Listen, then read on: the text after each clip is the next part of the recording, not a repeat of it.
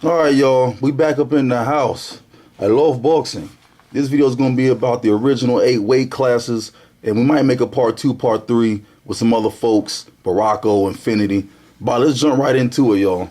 All right, now the original 8 weight classes are known today as the traditional divisions, which are basically just the original 8, and they kind of came about during the early 1900s, 20th century.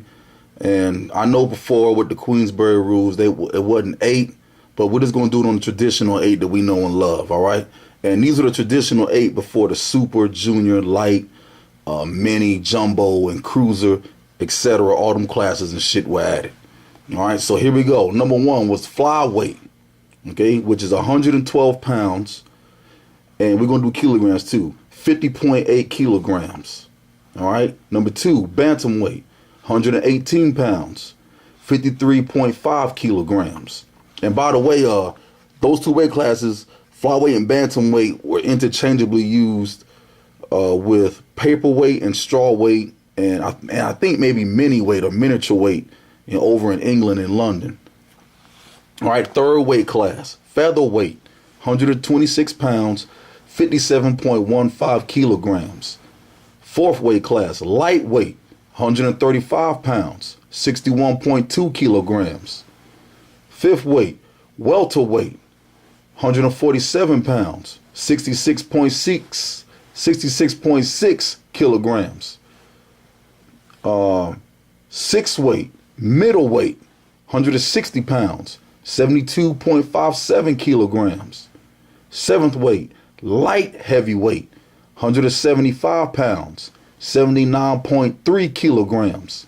And then the 8th and final weight class, the traditional weight class, heavyweight. That is, i.e., anything above 175 pounds or anything above 79.3 kilograms. And sometimes it's just called the unlimited weight class. Now, in case you all forgot and you want to do your little calculations and you want to, do your conversions, 1 kilogram is 2.2 pounds. Now, the British, the London, since they got a little older history as boxing, I guess, being organized and on some books, whatever. They also got this measurement called stones, British stones. And a damn stone equals 14 pounds.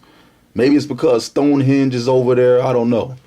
All right, so I'm just going to do a little freestyling here, what I'm saying, a little bit of written. Now, if y'all can imagine the time when there was no weight classes, where size didn't matter. Well, size does matter, but the heart of many champions, ancient and recent, has proved otherwise. Yeah, I don't know if y'all can remember, but I can remember watching the early UFC and the early MMA events where there were no weight classes at all, y'all. None.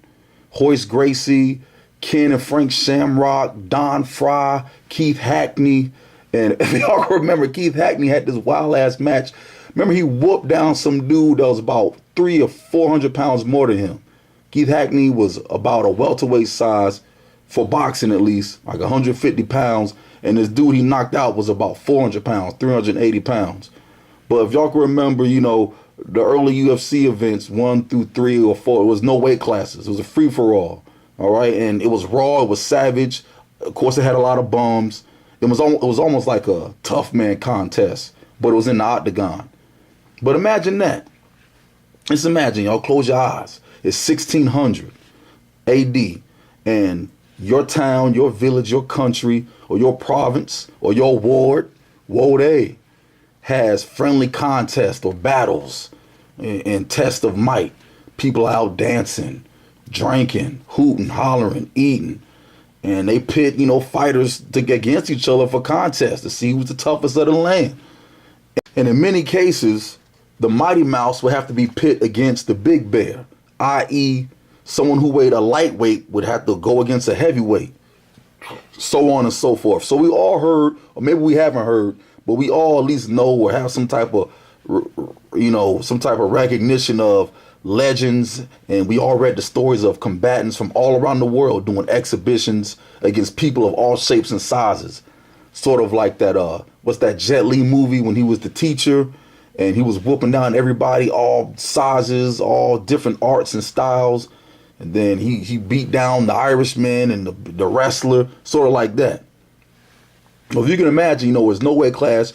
Everybody fights everybody, meaning a welterweight would be taking on other warriors that were from flyweight to heavyweight. If you was 150, you would take on everybody from 90 pounds to 900. You know, some David and Goliath shit. Hence, of course, hence the creation and usage of guerrilla warfare, y'all, and warfare tactics and special techniques and unique styles and maneuvers to quickly disable, maim, and even kill your opponent very quickly. Now to also throw this in here right quick, boxing traditionally has 8 weight classes. UFC start off with none, and I think right now UFC either has 4 or 5: bantam, welter, middle, and heavyweight. No, light heavyweight and heavy. John Jones is 205. Is that light heavy? Anyway, it's lesser than boxing. All right. So with everybody taking on everybody, you know, also there's the usage of weapons. Can't forget that. Now, in most fighting styles and arts today, you will find the sweet science, the great art of putting them hands on somebody. How your boy Lee say, the way of the intercepting fist. All right, you find boxing or the sweet science or throwing them hands up. You find that in Muay Thai, karate, you know, what else? You find that in Kung Fu. And I know y'all ain't stupid, and I know y'all way smarter than what you lead on to be. Actually, I know y'all way more smarter than what y'all lead on to be. So y'all already know this. But all this stuff we just mentioned is in another video. This here is only part 1 to the original 8 weight classes. Part 2 or maybe a part 3 in this series. Maybe we're going to offer a different discussion, and we're going to add in some extra history going back into England and London. All right, so y'all stay tuned. Again, this is part 1. Peace, y'all. Over and out.